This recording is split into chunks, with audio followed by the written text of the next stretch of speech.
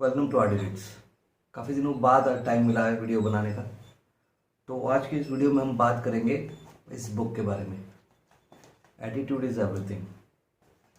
इस बुक के लेखक है जेफ कैलर, जो कि एक यूएस के सिटीज़न है। अपने ज़माने में वो एक लॉयर होता है, बट अपनी लाइफ से काफ़ी बोर हो चुके होते हैं। कोई इंटरेस्ट नहीं बचा होता उनकी लाइफ में। एक दिन एक माइंड के ऊपर एक प्रोग्राम देखते हैं और वहाँ से उनकी लाइफ चेंज होती है। एक लॉयर से फिर वो एक मोटिवेशनल स्पीकर बनते हैं और कुछ ही साल में वो पूरी तरह से प्रोफेशन छोड़ के एक फुल टाइम मोटिवेशनल स्पीकर बन जाते हैं। और उनकी इसी जर्नी के जो एक्सपीरियंस रहे होते हैं उनके बेस पे उन्होंने ये बुक लिखी है, एटीट्यूड इज एवरीथिंग। इस बुक को बेसिकली 3 पार्ट्स में डिवाइड किया गया है। First is thoughts, second words and third actions.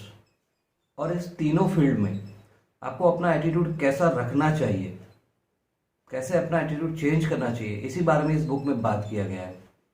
तो हम उस 5 चीज़ों के बारे में बात करेंगे जो मैंने इस बुक से सीखी है। First, believe your self first. किसी भी काम को आप तब तक पूरा नहीं कर सकते हो जब तक आपको अपने आप पे विश्वास ना हो कि आप वो काम को कर सकते हो। तो किसी भी काम को पूरा करने के लिए बहुत ज़रूरी हो जाता है कि आप अपने आप पे विश्वास करो। एक 16 साल का लड़का एक इंटरनेशनल मैच खेल रहा होता है अगेंस्ट पाकिस्तान। वकार यूनिस का बाउंसर उसे लगता है। He was bleeding. काफ़ी लोगों ने उसे सलाह दी कि भाई बैठ जाए आराम से, जब ठीक हो जाएगा बाद में खेल लेना, खेलने के लिए पूरी ज़िंदगी है, अभी लग जाएगी चोट।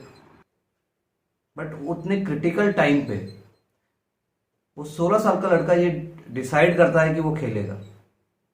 वो अपने आप पे बिलीव करता है, अपने आप पे विश्वास करता है कि नहीं वो खेल सकेगा। और उसके बाद वो ऐसा खेला कि he became the god of the cricket.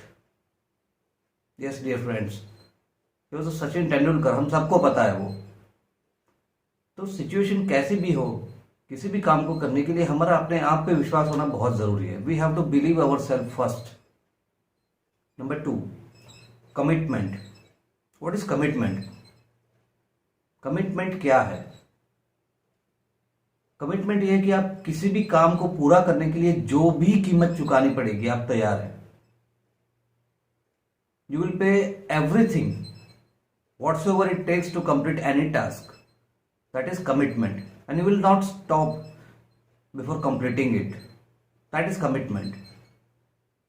एक एग्जाम्पल देके अगर आपको समझाओ तो कमिटमेंट क्या है। कमिटमेंट इज दशरथ माझी। हम सबने ऑलमोस्ट वो मूवी देखी होगी।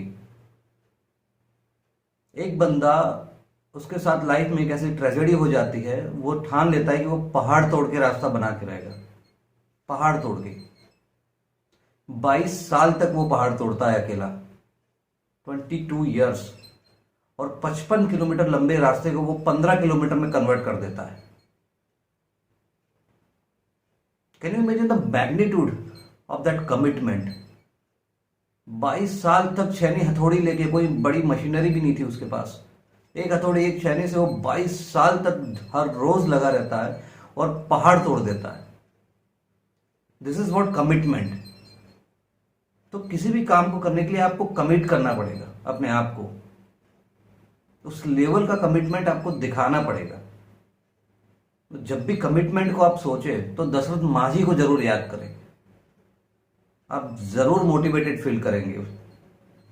Third, failure is not the end, it always comes with some positive change. Fail होना कोई बुरी बात नहीं है, लेकिन फेल होकर रुक जाना वो बुरी बात है। फेल होने के बाद भी हमें हमारी कोशिशें जारी रखनी चाहिए। इसमें भी मैं आपको एक एग्जांपल देता हूं। डॉक्टर एपीजे अब्दुल कलाम, हम सब जानते हैं उनको। His dream was to become a pilot in Indian air force. He studied aeronautical engineering, उसके लिए उन्होंने पढ़ाई की। He appeared for the exam. He was the 10th student वो क्लियर द एग्जाम, बट वहां पे सिर्फ 9 सीटें अवेलेबल थी एंड ही वॉज रिजेक्टेड। सिर्फ एक पोजीशन से वो अपनी ड्रीम जॉब को नहीं पा सके। But he did not stop there. He joined DRDO. Further, he worked with ISRO. We all know that. and at the end he became the supreme commander of all three forces. He became the president of India. और जब वो president बने तब उन्होंने अपने एक interview में कहा था कि उन्होंने chief of the air staff को रिक्वेस्ट किया कि उनको फ्लाइंग सीखनी है, he want to learn flying the aircraft. तब जो चीफ थे उन्होंने उनको 6 महीने के लिए ट्रेनिंग दी and he learn how to fly aircraft. तब उन्होंने Su-30 उड़ाया था। So ultimately he fulfilled his dream of becoming a pilot. तो अगर हम फेल हो जाते हैं तो इसका ये मतलब नहीं कि हम प्रयास करना छोड़ दें। It is not the end, it will always come with some positive change, you have to look for that. Fourth, complaining is not the answer. हमें सिर्फ कोई बहाना चाहिए होता है हमारी फेलियर को जस्टिफाई करने के लिए कि मेरे साथ ये हो गया, मेरे साथ वो हो गया, I could not do that because of this, because of that. But complaining is really not an answer. Again I will give you one example. एक लड़का यूपीएससी अपीयर करने जा रहा होता है, उसका एक्सीडेंट हो जाता है। एक्सीडेंट होने के बाद कोई क्या करेगा? घबरा जाएगा, हॉस्पिटल भागेगा, एग्जाम छोड़ देगा। But he stood up and thank the God. क्यों? क्योंकि चोट उसके लेफ्ट हैंड में लगी थी एंड ही वाज राइटी, मतलब राइट हैंड उसका सही सलामत था। वो उसका एग्जाम लिख पाएगा, वो एग्जाम लिख पाएगा। He was happy that his right hand was safe. He appeared for the exam. He was bleeding. He appeared for the exam. He cleared it. Then he cleared the mains. अब interview का time था। Interview के 1 महीने पहले again he got admitted in the hospital. 25 दिन उसने hospital में निकाले। उसने सोचा था कि 1 महीना दिल्ली जाके प्रिपरेशन करूंगा, बट 25 दिन हॉस्पिटल में निकल गए। 1 हफ्ता बचा था। नेगेटिव लोग क्या करेंगे? बहाना बना लेंगे कि अरे अब क्या हो गया, अब तो इंटरव्यू दे नहीं पाऊंगा, फेल हो जाऊंगा। But that particular boy did not do that. उसने वैसा काम नहीं किया। उसने हिम्मत नहीं हारी। उसने हॉस्पिटल में जितनी हो सकी वो तैयार की और लास्ट के 1 हफ्ते में पूरी जान लगा दी। रिजल्ट क्या था आप सबको पता है। He become the youngest IPS of India. Yes, I am talking about Safeen Hasan. तो इस किस्से में complaining was not at all an answer.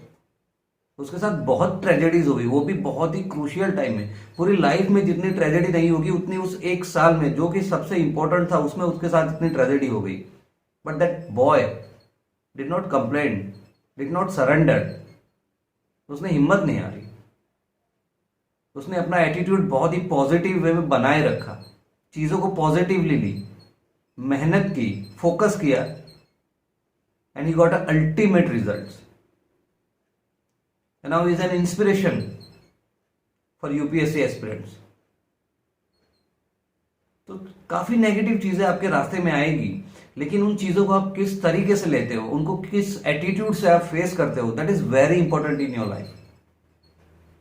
Number 5, choose your words carefully. हम डेली रूटीन में काफी वर्ड्स यूज करते हैं, काफी नेगेटिव वर्ड्स यूज करते हैं। फॉर एग्जाम्पल कोई हमें पूछता है कैसे हो, तो we reply with very negative response. ठीक है यार, मजा नहीं है यार, बॉस ने हालत खराब कर रखी है, बहुत काम है, मजा नहीं आ रहा है, बैंड बजी पड़ी है, एक्सेट्रा एक्सेट्रा। और ज्यादातर लोग ऐसे ही नेगेटिव वर्ड्स का यूज करते हैं। बट अगर इन्हीं नेगेटिव वर्ड्स को हम कुछ पॉजिटिव वर्ड्स से रिप्लेस कर दे तो कोई पूछता है कैसे हो, बहुत बढ़िया, शानदार, जबरदस्त, जिंदाबाद, बहुत मस्त चल रहा है, मजा आ रहा है, जिंदगी में बहुत अच्छा चल रहा है। कभी इस तरीके के वर्ड्स को यूज करके देखना, अपने आप में एक पॉजिटिव एनर्जी आ जाती है। आप में तो आएगी आएगी, लेकिन ये वर्ड्स जो आप सामने वाले से बात कर रहे हो उनको इन्फ्लुएंस करते हैं। ये वर्ड्स आपके अगल बगल एक पॉजिटिव ऑरा बन जाती है, लोगों का आपके प्रति रिस्पॉन्स चेंज हो जाता है, आप अपने आप में बहुत पॉजिटिव फील करते हो। तो डेली लाइफ में आप जो भी वर्ड्स यूज करते हो उसका बहुत ज्यादा इंपैक्ट रहता है हमारी लाइफ में। अगर हम नेगेटिव वर्ड्स यूज करेंगे तो एक नेगेटिविटी को ही अट्रैक्ट करेंगे, बट अगर हम पॉजिटिव वर्ड्स का यूज करते हैं तो हम एक पॉजिटिव एनर्जी को अट्रैक्ट करते हैं, पॉजिटिव लोगों को अट्रैक्ट करते हैं, एंड अल्टीमेटली हम अपने आसपास एक पॉजिटिव एनर्जी पाते हैं। सो आइए से जब भी आप रूटीन वर्ड्स का यूज करें तो उसमें पॉजिटिव वर्ड्स का यूज कीजिए, नेगेटिव नहीं। एंड एट द एंड हम पास्ट बदल नहीं सकते, फ्यूचर हमें पता नहीं है, हम डिसाइड कर नहीं सकते। लोग हमसे किस तरीके से बिहेव करेंगे that is not in our hand. So ultimately what we can do, we can control our attitude, we can change our attitude, we can maintain our attitude positive. Whatever is coming your way, you can deal with positive attitude. So now is the time to take control of our attitude, to do miracles in our life. Go ahead, believe in yourself, have courage and persistence to follow your dreams, and never ever forget that attitude is everything. दोस्तों, अगर ये video आपको पसंद आया तो like, share and subscribe जरूर करें। जय हिंद।